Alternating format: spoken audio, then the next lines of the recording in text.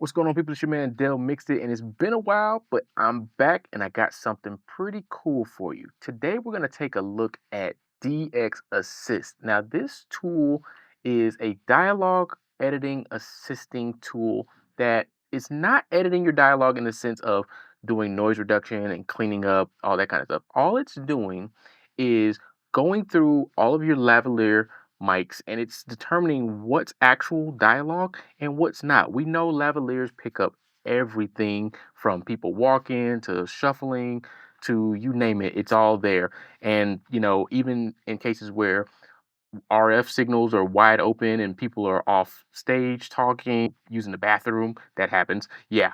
But yeah, it just picks up all that stuff and it determines what's dialogue and what's not dialogue. And it gives you back just the dialogue for your scene. So if we take a look right here, I have it up on the screen and I've already run this for this particular episode, but you can see here up at the top on the right hand side here, you have open AAF file. So this works with AAF files that you would generate yourself from your Pro Tools or what have you sessions. Usually Pro Tools is what most of us are going to be working with.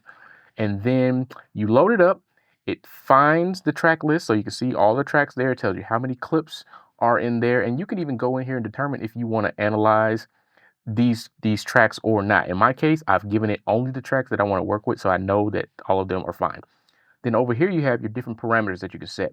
Now it has this thing called horizontal processing and vertical processing, which is basically dealing with like, you know, horizontal is going to be left and right. So it's like looking at all the tracks and determining, okay, there's dialogue here, putting it all together. And then vertical is where it has this other process to where it will actually even go a step further and decide if it sees signal in two tracks, it's going to go a step further and say, okay, this signal right here is much lower in volume than this signal here. So it's most likely that the signal here is just piggybacking off of this signal. And so it's going to then move this one up and get rid of the other one just so you don't have to deal with it. And for me, this works out very well because there's a lot of times where you're trying to figure out whose mic is whose.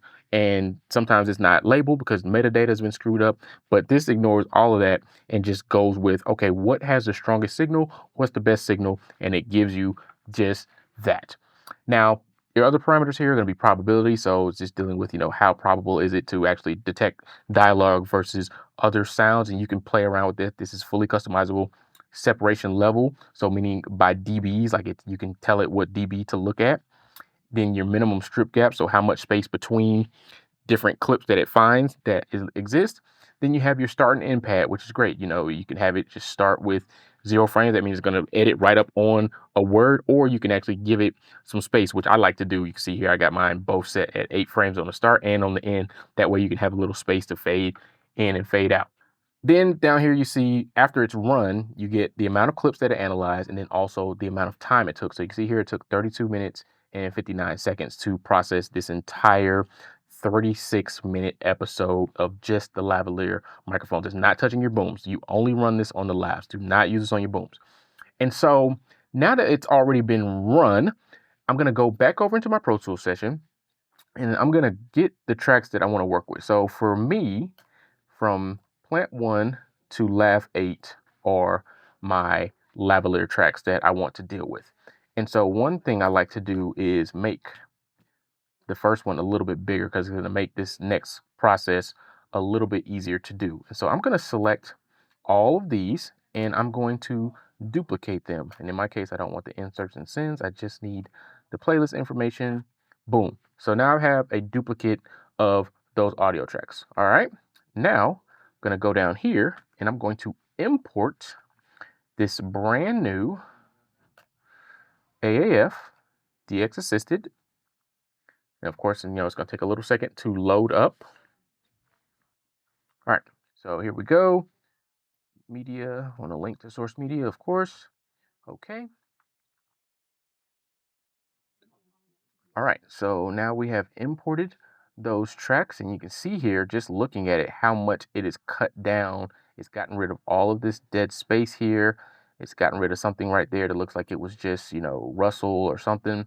So just clean this up much much better for me. And this is, again, this is just a starting point of all the trimming and stuff that you would have to do. So it just saves you that much time, because I mean, how much time does it take to trim audio and go through all of these takes and takes and takes of lavalier microphones?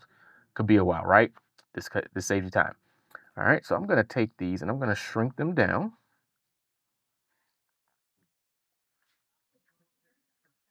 All right, and so now this next process is how we get from this. You could start working with this, but the problem is, because you were working with an embedded AAF, you don't have your full handles, and if there is some metadata, it might be lost.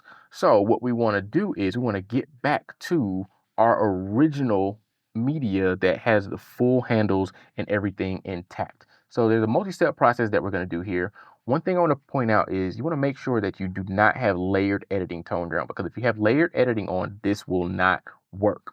So we're going to switch over to our object grabber, and we're going to now select all of the dialogue on those lav tracks, and then I'm going to hold control and move this up to my first set of track that I duplicated. And now you can see it's only has selected the same pieces of audio, which was the dialogue that we got from DX Assist. And that's what I want, because now I'm going to actually delete that. And so now you can see, if you look up at the top, you see where there's chunks of what looks like dialogue that has now been taken away from this. Okay, why'd you do that, Dell? Well, again, we want to get back to our original media, right? So now I'm going to do this again. Select all of this, hold control, move that up. Now you can see just the parts that we don't want are selected. And I'm going to hit delete. And now, boom, we are back to where we started with having the dialogue that came from DX Assist. But the difference here is that this is based on the original full media that I can trim back out if I need to and do all the things, look at the metadata, all that kind of stuff. So that is that. Now all I need to do is get rid of these tracks and I can begin mixing.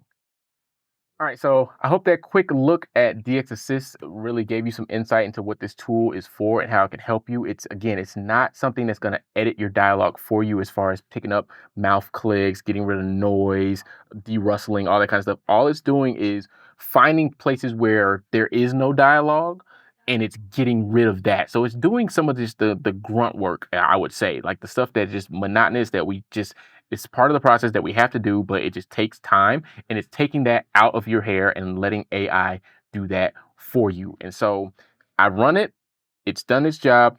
And one thing I want to notate is, if for whatever reason you actually do want to keep the stuff that it took away, so for instance, if it's footsteps or, you know, different type of movements that you could use as PFX, then all you would need to do is, instead of deleting the tracks when you move them up, you could actually keep that set of tracks with the removed dialogue, and then just move those down to your PFX tracks. So that's, again, this is a great tool for when you need to do fully filled M&Es. You can go ahead and clean up the dialogue, get the dialogue pieces that you need, and then have all your PFX already split out. And I won't say all your PFX, because obviously if there's stuff that exists with the dialogue, then that's going to be intertwined with the dialogue, but at least it's going to get the bulk of the stuff that's not dialogue intertwined and get that free for you. So hope that helps. This been your man Dale Mixed It, coming at you with another look at a piece of technology that I really think you should check out. And until the next one, peace.